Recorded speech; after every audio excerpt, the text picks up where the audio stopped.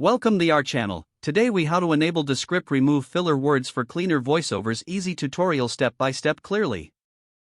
To enable the Descript remove filler words feature, start by opening your Descript application.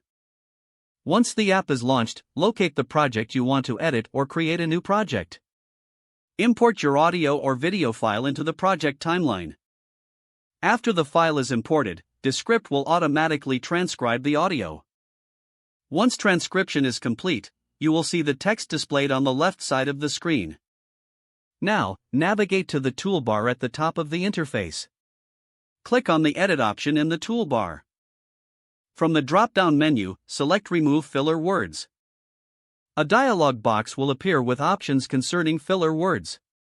You can choose either to remove all filler words or customize which ones to remove. Common filler words include like, and you know.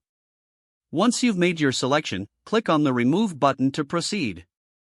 Descript will then process the audio file and remove the selected filler words. Listen to the playback to ensure that the audio flows more smoothly. If necessary, repeat these steps to adjust the filler words further. Once satisfied with the result, save your project. You can now export your clean voiceover for use in your content. If the page does not load, refresh the browser or try again in a private or incognito window. Make sure you are using the correct email address, then retype it carefully to avoid small typos. If your password is not accepted, use the reset option and create a new strong password you can remember.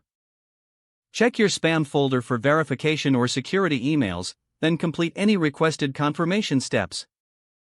Enable two-factor authentication if available to After signing in, review your profile details so your contact information and settings are accurate and current. If you see an error message, note it down and try again after restarting your device and internet connection.